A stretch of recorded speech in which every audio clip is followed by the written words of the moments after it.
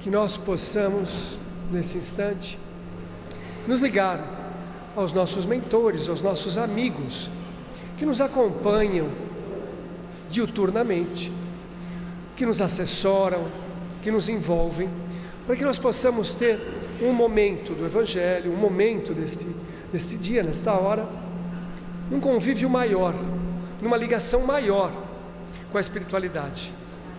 Esses espíritos amigos, começando pelos nossos mentores, que nos assessoram, nos intuem e muitas vezes nos protegem sem nós sabermos, mas que principalmente estão juntos conosco desde o momento da pré-encarnação, isto é, no momento em que projetamos, em que arquitetamos a nossa encarnação.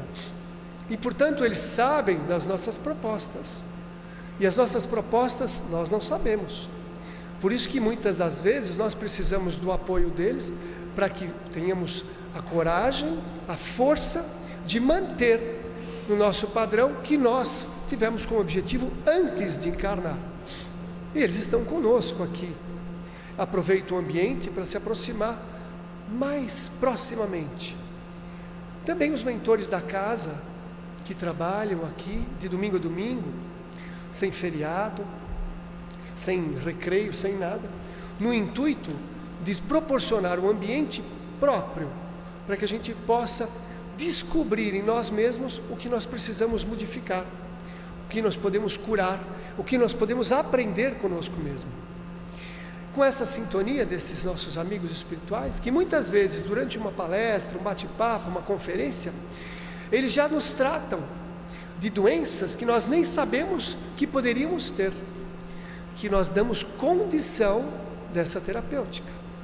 Por isso essa sintonia já nos alegra, já nos envolve, já faz com que nós sintamos a presença da espiritualidade fortemente aqui. Tenhamos também agora sintonia com os irmãos espirituais que vivem fora do nosso planeta, que vivem muitas vezes em satélites, em colônias, mas ligados a nós, para proporcionar o nosso crescimento, a nossa evolução, o nosso autoaprendizado. São espíritos que se dedicam a nós, para que nós possamos crescer de forma adequada, crescer espiritualmente de forma adequada.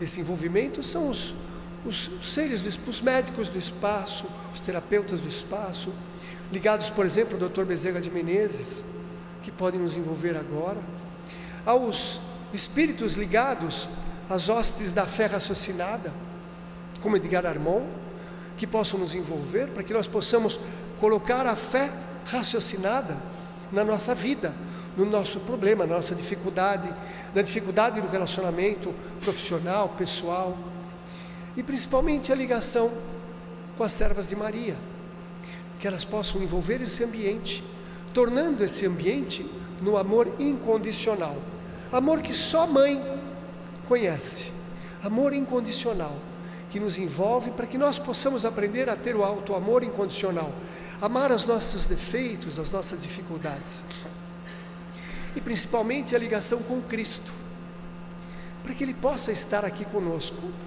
a frequência dele possa estar aqui conosco, como Ele disse que estaria conosco, se 2 ou mais de nós estivéssemos falando a respeito dele, e a proposta é falar a respeito dele, que o Cristo possa estar conosco agora, e que nós possamos então, nessa conversa, ser instrumento da espiritualidade. A ciência, meus amigos, vem trazendo comprovações fantásticas. Acredito eu que muito da evolução em alguns aspectos científicos, na minha área, que é a área da saúde, vão poder principalmente fazer essa ponte com a espiritualidade. Muitas coisas da espiritualidade vão deixar de ser místicas para serem ciência, como nós que estudamos a doutrina espírita sabemos que é ciência, mas a ciência mesmo que não lida com a religião. Por exemplo, estão fazendo pesquisas fantásticas em universidades americanas. Isso é uma pesquisa que fizeram em Stanford, uma faculdade americana, com o Dalai Lama. Convidaram o Dalai Lama para fazer uma série de conferências, estudos e pesquisas, tanto com ele quanto com algumas pessoas que foram com ele para lá. E a pesquisa é: por que ter compaixão? Por que ter compaixão? Para que serve ter compaixão? Porque tanta gente faz compaixão, tem compaixão, e junto com a compaixão, a caridade, porque uma é irmã da outra. Por quê? Eles começaram a fazer pesquisas com estudantes da universidade, e pesquisavam de uma forma não só comportamental, porque há 20 anos atrás, 30 anos atrás, era um comportamento, era uma coisa subjetiva. Hoje não. Hoje existem tecnologia, aparelhos, por exemplo, a ressonância magnética funcional, que a pessoa está ali conversando, falando, se submetendo a esse exame que mostra quais regiões do cérebro estão funcionando naquele momento. Imagine, eu tinha vontade de pôr um corintiano lá para saber que parte do cérebro funciona na hora que aquele corintiano perde. Corinthians perde, não, é um problema. Isso não fizeram ainda lá, né? Não tem. Se trouxer esse equipamento para cá, quem sabe a gente faz? Pior fazer com palmeirense, aí não teria a mesma condição, mas tudo bem. E então essa ressonância magnética funcional pesquisa na hora. Então eles começaram a fazer, por exemplo, como funcionaria essa questão da compaixão. Por que a pessoa faria uma compaixão? Qual seria o ganho? Isso tem um ganho? Fazer caridade tem um ganho? Como que é isso? Para quem recebe e para quem faz. Então eles convidaram estudantes e falaram que eles iam fazer uma pesquisa tal, e nessa pesquisa eles iam ganhar um dinheiro, iam ganhar $100. Então, para alguns estudantes, eles colocavam o estudante na ressonância magnética, eles vão fazer a pesquisa tal, mas já estava funcionando o aparelho, para saber. Você vai ganhar $100. Opa! Algumas regiões do cérebro dele já começavam a funcionar, que são regiões ligadas à recompensa. Olha que interessante, o nosso cérebro tem alguma região que nos dá a recompensa, a sensação de, nossa, vou receber uma recompensa, é um prazer. E enquanto eu estava falando, falou, olha, mas o problema é o seguinte, esses $70, $100, 30 vão ter que sair, uma obrigatoriedade aqui, vai ter que ser para caridade, não vai ter jeito, você vai ficar só com 70 desses 100. E observavam a alteração daquelas regiões de recompensa do cérebro, como funcionavam. Esses eram obrigados a fazer a caridade, então tinha lá uma região do cérebro que se acendia, mesmo sendo obrigados, entre aspas, a fazer a caridade. Tinha uma pequena região que ampliava, mas ele estava recebendo, tinha recompensa, mas aí o dinheiro dele ia para fazer uma caridade, obrigatório, mas a recompensa. Mas alguns estudantes, eles davam uma alternativa, olha, você vai receber $100 e você pode, se você assim o desejar, uma instituição que está precisando, são crianças, contava, e se você puder, você pode dedicar, como algumas pessoas dedicam, 30% desse dinheiro para essa instituição, ou não, você pode ficar, e ia conversando. E aqueles que, então, voluntariamente, quando iam, tinham a compaixão, porque a compaixão, ela pode ser reconhecida quando eu me identifico com o sofrimento do outro, mas não me identificar e puxar para mim o sofrimento, porque médium é assim, tem uns médios que se identificam e sai daqui com todos os problemas do outro, eu fui lá no centro, saí com dor de cabeça, dor no ombro, dor de estômago, porque são os médiums mata-borrão. Fala de mata-borrão é um problema que mostra a nossa idade, dona Marlene? Tem muita gente aqui que nem sabe o que é mata-borrão, esse é um problema. Vai esponja, médium esponja, que acaba absorvendo. Não, eu me identifico do problema para o outro, tenho uma compaixão, entendo o problema do outro, mas não vou pegar para mim a carga vibratória. Isso muita gente tem medo de ter identificação, porque vem pegar a carga vibratória. Aí é uma questão de treinamento, Os médiuns, então, todo mundo é médium em algum grau, precisa treinar para não ficar captando. Eu precisei fazer treinamento, porque nas conversas no meu atendimento, muitas vezes eu saía mais pesado do que o consulente. Eu falei, mas o que está acontecendo comigo?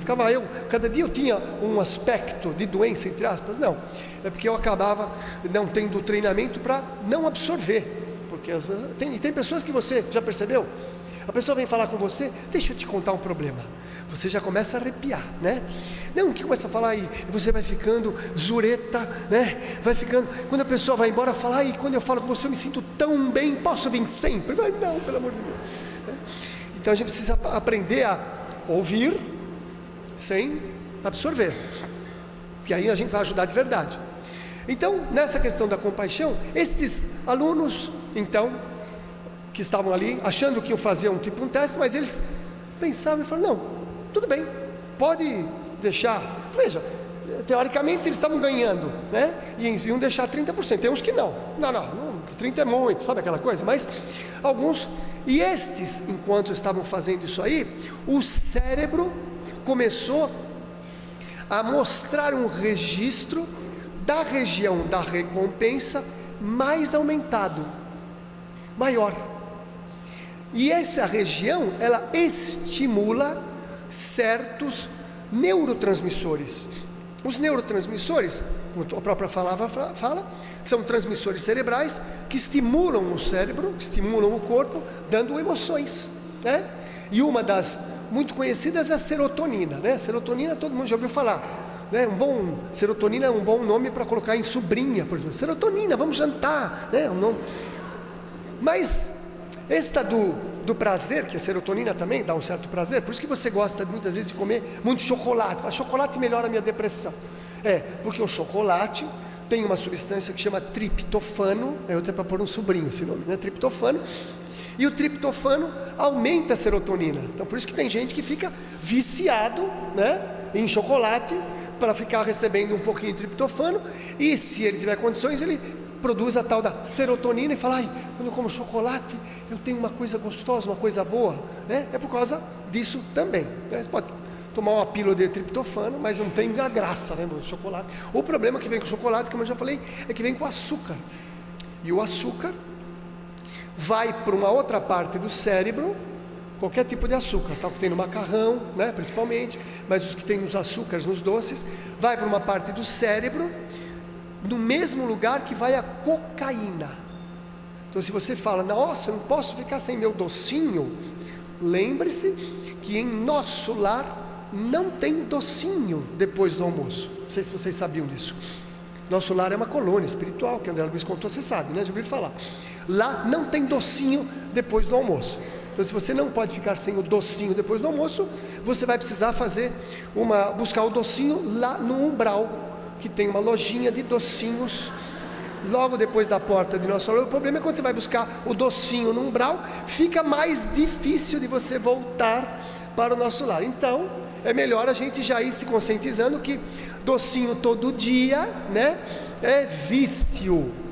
O açúcar já foi considerado pelos psiquiatras americanos como uma substância adicta. Adicta quer dizer álcool, cocaína, maconha, a mesma coisa, tá? Então considere o açúcar como uma substância adicta, viciante. Então não é que você gosta de um docinho, não, você está viciado mesmo, né? Que nem o alcoólatra. Você é alcoólatra? Não sou alcoólatra.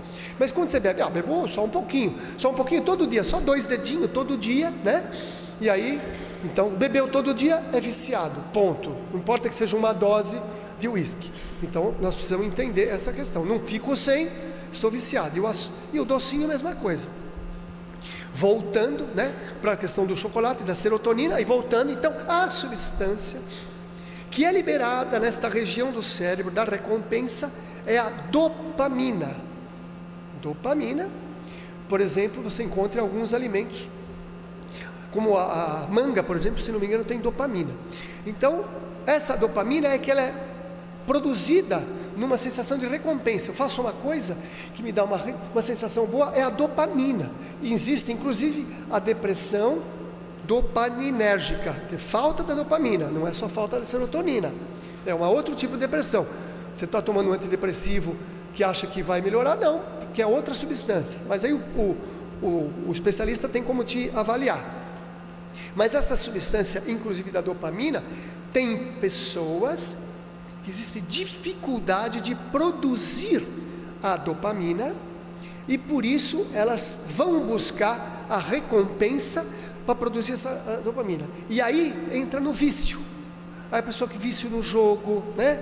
Vício na bebida, vício na droga, vício no sexo, porque aquele comportamento traz aquele pouquinho de dopamina, o cérebro dá aquela liberada e a pessoa se sente um pouco melhor, mas logo depois ela tem que pôr de novo.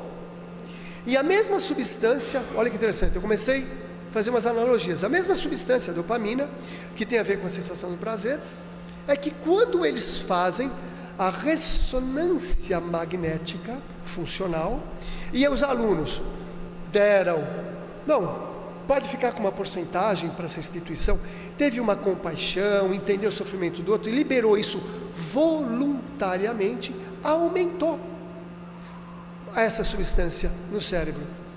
Então é engraçado, eu fiquei me perguntando, por isso que tem pessoas, como a dona Marlene, como o Carlinhos, que são viciados em caridade, né?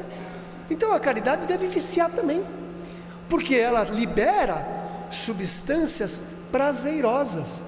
E aí a pergunta que eu faço aqui, mais como uma reflexão, é: será que se uma pessoa tem um certo vício e ela começasse a fazer caridade, ela poderia, né?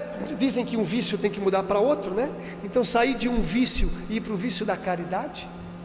Aí a gente começa a trabalhar a mente. Quer dizer que então, quimicamente e eletromagneticamente, o cérebro funciona melhor quando consegue disponibilizar, quando consegue fazer a caridade. Aí nós perguntamos, por que a doutrina espírita, na doutrina que nós estudamos, diz que fora da caridade não há salvação? E eu fico me perguntando, salvação do que? Eu sempre me perguntei, né? Salvação o quê? Da depressão, da tristeza, do desânimo. Então as pessoas que fazem caridade não tem nem tempo, muitas vezes, de ficar deprimido. Se consegue entrar nesse ritmo, não dá tempo, né? Já pensou? Então, antidepressivo, faça alguma coisa para o outro. É um antidepressivo natural que vai te tirar da depressão, vai te ajudar.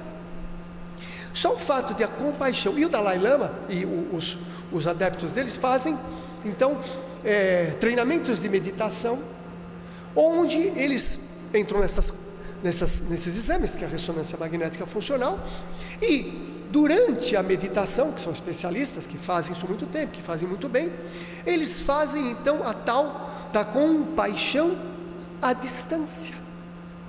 Então, se compadecem de alguém que lhes foi falado, ou de algum povo, ou de alguma situação, e nessa situação de meditação, onde ali, que nós chamamos de vibração à distância, não é isso que nós chamamos? Né? Vamos vibrar à distância. Daqui a pouco a Marlene e o Carlinhos vão fazer aqui as vibrações, vão fazer as vibrações para a nossa casa, a vibração do nosso lar. Quando nós entramos nesse estado alterado de consciência, não precisa ser uma hipnose, não precisa ser uma meditação profunda, nós liberamos então esse compadecimento, essa energia, o nosso cérebro também se refaz e nós também ganhamos quimicamente uma sensação de bem-estar. Olha que coisa interessante. O tempo todo nós estamos aqui achando que os irmãos espirituais, o Cristo, vem falar assim: faça caridade, faça para os outros, né? Fora da caridade não há salvação. E nós estamos percebendo que existe um ganho até biológico nisso aí. Então nós vamos entendendo cada vez mais, pelo menos eu penso assim, que os irmãos espirituais o tempo todo estão nos trazendo informações preciosas para que a nossa vida fique melhor. Acabamos de cantar a música de São Francisco: Senhor, faça com que eu console mais do que eu seja consolado. Mas por quê? Por que Francisco pediu isso? Por que ele insistiu? Não, que eu console mais, que eu ame mais que seja amado. Por quê? Porque isso vai fazer, claro, a vibração vai, eu vou melhorar a vida dos outros, mas eu vou ter também na economia, se a gente pudesse dizer assim, particular, eu vou ter um ganho também. Eu costumava dizer, e agora eu começo a entender quimicamente, que quando nós temos a oportunidade de assistir um assistido, né, quem já teve essa oportunidade de ouvir uma pessoa que às vezes vem buscar uma ajuda, e aquela ouvir, você dá até aquela atenção, você não pode dar nada, mas você dá os ouvidos, você dá, e você se sente tão bem fazendo aquilo, que o assistido maior foi quem assistiu. Quer dizer, nós acabamos muitas vezes ficando até melhor do que o assistido que recebeu. E Francisco então diz para a gente, é muito melhor dar do que receber, Porque quando eu estou dando, eu já estou produzindo, eu já estou ganhando. Então eles estão estudando em Stanford essa questão da economia da compaixão. É uma coisa bem científica, não é uma coisa religiosa, entre aspas, é científica. Eles estão percebendo que existe um ganho, a pessoa se sente melhor com isso. Um economista, Jim Andreoni, ele chama esse estado cerebral, depois que você consegue fazer uma compaixão, consegue fazer uma caridade, de brilho quente da caridade.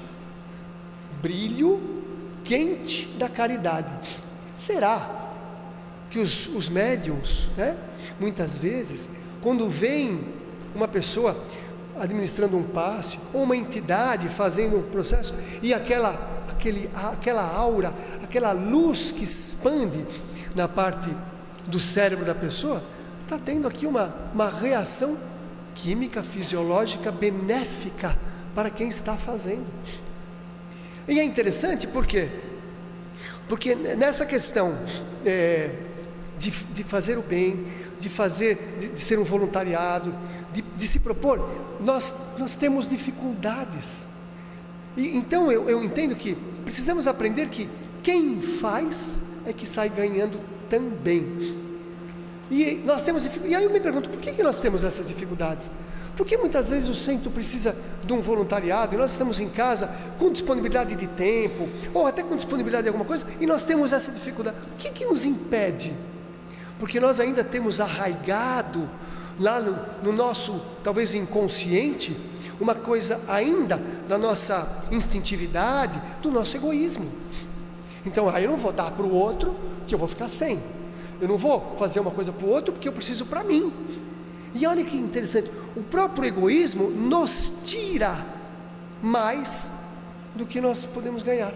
Então, quando eu sou mais egoísta, eu não tenho a compaixão, eu não produzo substâncias que vão me dar prazer, que vão me dar alegria, que vão me dar contentamento. Sem pensar na economia de energia também, porque esses neurotransmissores é como se eles energizassem nosso cérebro, revitalizassem nossas células neuronais. Então muitas vezes a gente pensa, eu tenho medo de ter Alzheimer, né? Todo mundo hoje em dia um medo do alemão, não pode nem falar do alemão, né? Um alemão, então será? Né? Algumas linhas psicológicas, até umas linhas espirituais dizem que é a falta de colocar em atividade a nossa mente, o nosso cérebro. Eu vou mais longe, eu conheço algumas pessoas com essa dificuldade porque elas tiveram dificuldades espirituais mesmo, estão entrando num processo muitas vezes de alteração de cognição, porque nem tudo é Alzheimer. Hoje em dia a pessoa esqueceu o relógio em casa, pronto, já estou com Alzheimer, né? Hoje em dia, e eu digo, cada 10 pacientes que me procuram, 9 se queixam da memória e 1 esquece de falar. Esse é o nível. Então, a questão da memória, então todo mundo hoje em dia tem uma alteração, todo mundo, modo de falar, a maioria, uma alteração dessa questão da memória, pelo tipo de fluxo de vida que a gente tem também. É muita informação, que passa muito rápido. Dizem que esse ano é o ano do cavalo. Tudo bem? O ano do cavalo. Já viram falar que é o ano do cavalo? Eu já comprei a minha cela. Como eu sou sagitariano, para mim vai ser tranquilo, porque eu sou meio homem, meio cavalo, não vai ter problema, né? E vai passar galopando. Já foi janeiro, não sei se vocês perceberam. Já acabou janeiro. Então este é um ano para a gente falar, vou fazer, já fez. Não dá muito para conversar. Então é um ano para, vou fazer, faça logo. E é um ano que dizem também, informações, em que um ano que nós vamos poder, o que nós realmente vibrarmos, o que nós pensarmos, aquilo que eu me concentrar e vibrar, aquilo vai acontecer. Não importa para que lado. Então se você fica vibrando muito em doença, se concentrando em doença, em problema, pode ficar tranquilo que os problemas vão crescer, as doenças vão crescer, tudo bem. Então este ano é um ano, pelo que eu tenho entendido, um ano importante para a gente colocar uma outra lição da doutrina espírita, importantíssima, né? Que é o vigiai e orai.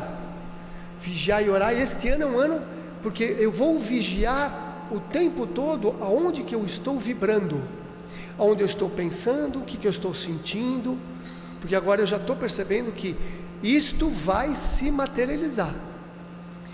Na minha opinião, estamos chegando nos tempos em que acontecerão fenômenos que antes aconteciam aqui, cá, colar. Por exemplo, a doutrina espírita, existia uma época que os fenômenos de materialização eram mais frequentes, né? Era importante trazer essa informação. Aí não tem mais. Eu entendo que vão chegar novos fenômenos, digamos, acelerando o nosso planeta, com informações na área de saúde principalmente, mas em todas as áreas, onde nós vamos ter que perceber que vai mudar muito rápido e muito, de uma forma muito intensa. Existe um cientista russo, que ele é cientista matemático, e cientista e clarividente, e ele tem dito cursos que estão fazendo ao longo do mundo, tal, e onde ele diz que é possível rematerializar alguns órgãos físicos que as pessoas perderam. Por exemplo, a pessoa tirou vesícula, então ele tem lá, através de certas vibrações, essas coisas que eu ainda não consegui me aprofundar, ele consegue, através de certas frequências, rematerializar órgãos. Uma colega minha que fez um curso com alguém, bom, ela disse que regenerou um dente nessa tipo de frequência, nesse tipo de... Então, a gente vai escutando uma coisa ali, vai vendo uma coisa colar, as situações vão mudar de forma muito intensa, muito rápida e muito benéfica. Claro, vai depender de como nós vamos encarar essas situações novas que vão chegar. Por quê? O maior bloqueio para o ser humano, e aí nós voltamos para o Cristo. O Cristo foi taxativo. Ele falou para os apóstolos: vão, tirai os demônios, curai, limpai os enfermos, dai nova vida às pessoas. Vocês vão começar uma coisa que todos poderão fazer. Cristo falou taxativamente: todos têm a condição de fazer o que eu faço e muito mais, basta crer. E aí nós voltamos. O que é crer? O que é crer? Cada um tem uma ideia de como é que eu consigo crer em alguma coisa, como é que eu vivencio. Esse russo está trazendo uma maneira não religiosa de você colocar a tua mente numa frequência de poder regenerar órgãos. Já pensou? Os médicos vão ficar apavorados, né? Ele precisa regenerar logo os órgãos dele, que daqui a pouco vão matar ele, imagina? Já pensou? Você vai regenerar uma vesícula, não precisa mais operar a vesícula? É perigoso. Essas informações vocês precisam tomar cuidado. Lógico que vai vir uma avalanche de pessoas dizendo: isso não é possível, isso não existe, isso é besteira. Então, antes da gente falar, imagina, isso não pode existir, espera um pouquinho. Nós temos uma pessoa, um ser iluminado, o maior iluminado desse planeta, que disse que isso era possível. Cristo reviveu Lázaro. Ah, mas ele não estava morto? Não importa, mas o que está escrito lá é que Lázaro tinha morrido alguns dias e ele ressuscitou. E o Cristo disse: vocês farão o que eu faço e muito mais. Cristo limpava as feridas da hanseníase, leprosos, num piscar de olhos. O que ele fazia? Ele conhecia leis da natureza que nós não conhecemos. E as pessoas que chegarem com essas informações, quantos médiuns, quantos lugares fazem cirurgias espirituais e curam as pessoas? Então, talvez eu queira trazer nesse alerta, não sei, nesse adendo de primeiro do ano, porque eu vejo essas coisas com muito entusiasmo, no sentido de que nós estamos fazendo alguma coisa na nossa vida para modificar a nossa vida. O que eu estou fazendo para ampliar minha percepção? O que eu estou fazendo para sair fora de uma espécie de sono que a gente se submete? As informações que vêm, muitas vezes pelos meios de comunicação, que são manipuladas e que não permitem que a gente pense fora do quadradinho. As informações muitas vezes ditas por especialistas em qualquer área, que dizem que aquilo é verdade absoluta, e a verdade absoluta não existe. O que eu estou fazendo para modificar o meu jeito de olhar as coisas, de ampliar? O que eu estou lendo diferente? Nós estamos num momento que eu acredito mágico no planeta. Nós temos, por exemplo, a internet, ainda mais no nosso país, é liberado. Eu posso ler o que eu quiser, em qualquer idioma, em qualquer situação, não tenho censura. Nós estamos livres de censura. Isso eu posso dizer que foi uma bênção espiritual, a abertura da informação. Então eu posso ter uma informação que não chegaria para mim agora através da internet. Tem coisas ruins? Em tudo onde o homem está vai ter coisas ruins, mas isso não é uma questão. Como é que eu estou ampliando? E aí começo a ver estas informações pela internet, por universidades. Eu não preciso mais de universidade lá fora, eu acho na internet uns cursos, eu vou estudando, vou percebendo e falo, opa, tem coisa nova aqui. Tem situações que estão fazendo com que a gente precise quebrar certos padrões que nós estamos vivendo. Então eu vivo no mesmo padrão, repito a mesma situação, vou ter o mesmo resultado. E como é que eu quebro esse padrão? Ampliando. Mas como é que eu amplio? Reflexionando, reavaliando. Por exemplo, vou fazer pergunta para vocês. Alguém aqui tem algum livro espírita em casa? Legal. Alguém aqui já leu um livro espírita? Alguém aqui já leu um livro espírita, mesmo livro, mais de uma vez? Legal. Para esses que já leram o mesmo livro mais de uma vez, eu vou dizer que existe um fenômeno espiritual que acontece. Porque você lê um livro uma vez, você entendeu aquilo e tal, aí você deixa lá na prateleira. Quando você vai ler de novo, tem coisas no livro que não estavam na primeira vez. Vocês já perceberam isso? Já? Aí, o que acontece? Eu fiquei pensando assim, o livro fica na prateleira, os espíritos vão lá e escrevem coisas lá que não tinham, porque eu li o livro inteiro, não vi aquilo. Agora, então, isso é um fenômeno paranormal, né? Eles vão lá e fazem. E se você ler a terceira vez, eles vão enchendo. Eu não sei como é que o livro não cresce de tamanho, porque como pode você ler uma... Claro que isso não é isso que acontece. O que acontece? O que aumenta são os nossos neurônios, não em número, em conexões. Quando eu leio um livro, eu faço certas conexões. Quando eu leio de novo o livro, eu já tenho aquelas conexões, eu faço outras conexões, que ligam outras coisas, que façam com que eu entenda uma coisa que antes não tinha lá, e eu não entendi, e não li, ou eu não consegui perceber. Por isso que às vezes nós precisamos ler várias vezes o mesmo livro. O livro dos Espíritos, por exemplo, é um livro para ser estudado, reestudado. Cada vez que você lê, tem uma pergunta que você... Por exemplo, outro dia eu estava vendo uma pergunta que eu parei e falei, engraçado, essa pergunta aqui, não tinha percebido. No capítulo do Livro dos Espíritos, influência espiritual no mundo animal, no mundo natural, a influência dos espíritos, tal. Então eu tenho a pergunta 471, até decorei, hein? Essa pergunta eu decorei, 471.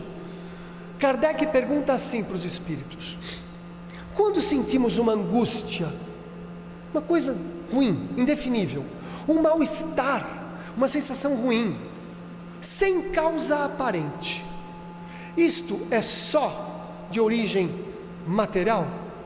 Só de origem orgânica? Então esta pergunta que Kardec fez lá há 150 anos, 160 anos, é uma pergunta muito comum hoje em dia sobre síndrome do pânico. Porque a síndrome do pânico é isso: você está tudo bem, não sei o que, de repente começa mal-estar, uma sensação de angústia, parece que você vai morrer, não é assim? E aí hoje em dia deram um nome bonito, né? Síndrome do pânico é bonito. A medicina tem umas coisas tão interessantes, né? Não posso falar mal, mas eu falo assim de curiosidade. Imagine que você fosse no médico com dores no corpo, e aí o médico te examinaria e falaria: já sei o que você tem. O que você tem? Você tem dores musculares no corpo. Você fala: mas doutor, isso eu já sei, eu vim aqui por causa disso. Não, mas então, esse é o diagnóstico: dores musculares no corpo. Você vai tomar esses remédios para dor. Mas doutor, qual é a causa? Não sei. Também eu vou saber a causa. Eu estou te dando diagnóstico. Mas para não ficar essa briga, você não sair do médico chateada, quando você vai com dores musculares no corpo, ele aperta aqui, acolá e fala: já sei o que você tem. Fibromialgia. Aí você vai no dicionário que tem em latim aí, fibromialgia. Fibro, músculo. Mialgia, dor. Dor no músculo. Olha. Aí você pensa, o que você tem? Ah, eu tenho um diagnóstico agora, eu já sei o que eu tenho. Fibromialgia. Você não sabe o que você tem. É dor muscular. Traduz isso aí. Mas, né? Como os médicos eles têm dificuldade, eles criam uns nomes bonitos. Então, quando o nome tem um nome muito bonito, não quer dizer muita coisa, tá bom? Tudo bem. Quando vem síndrome, não sei o que. Aliás, as síndromes são ótimas, né? Eu tenho uma visão particular. Desculpe os colegas aqui de plantão, mas você vai no médico, então você tem um caspa no joelho, a orelha caída, o ombro dolorido, né? Pega 4, 5 sintomas, não sabe o que é aquilo lá. Aí põe síndrome do Dr. Rubens. Aí fica no livro, fica famoso. E tem gente decorando todas aquelas síndromes, que é um monte de coisa. Mas é um monte de sintomas junto, com um nome bonito. Geralmente o nome da pessoa que agregou. Eu estou louco para encontrar um monte de sintoma diferente e pôr o meu nome. Vou ficar na história, pôr um nome. Então, síndrome também, cuidado. Quando fala síndrome, é só isso. Junta um monte de coisa e põe um nome bonito para você sair do consultório um pouco mais feliz com a tua doença e mais uns 3 remedinhos. Então, Kardec, voltando para Kardec, você vê que a gente se perde um pouquinho mais e a gente volta, né?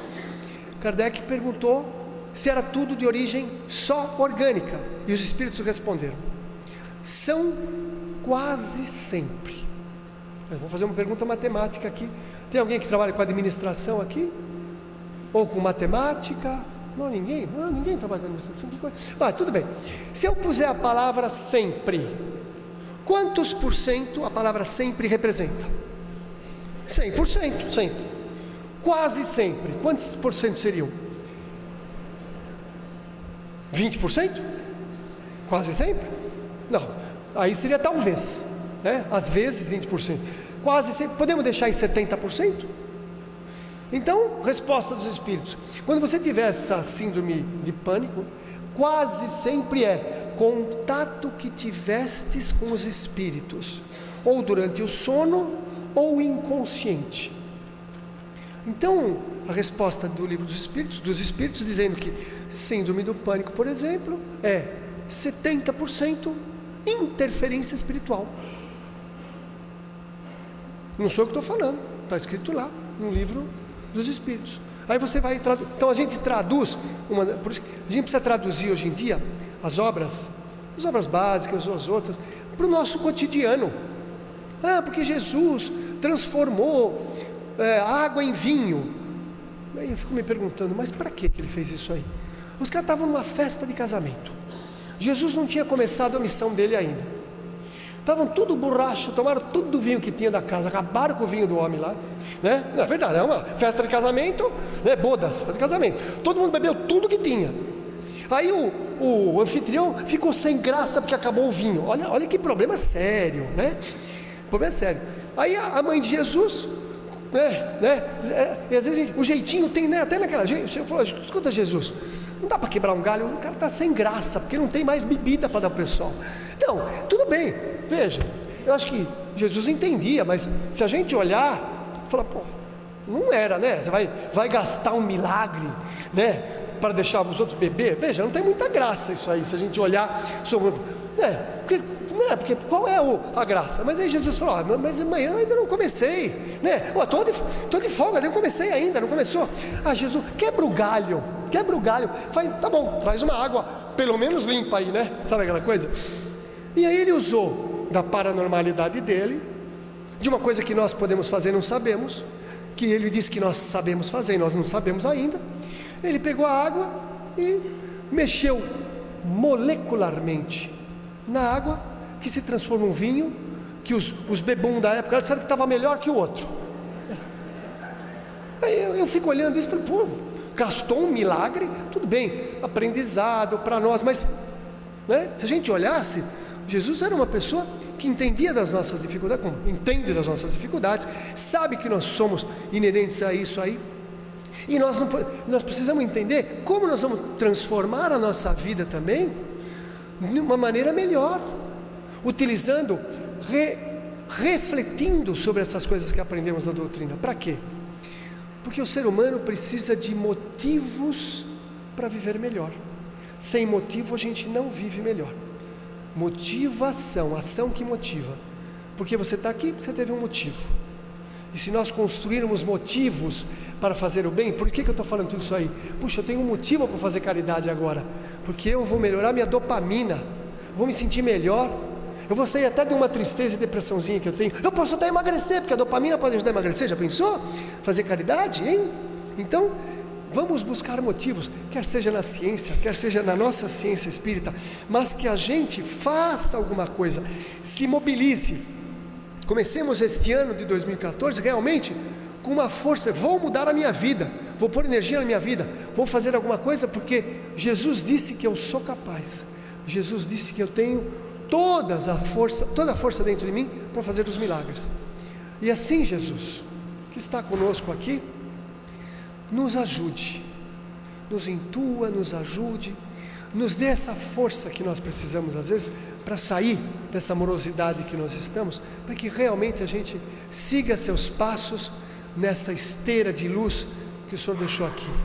E agradecidos pela sua presença aqui e desses irmãos da espiritualidade, pedimos que eles nos abençoem, nos dê a sua paz.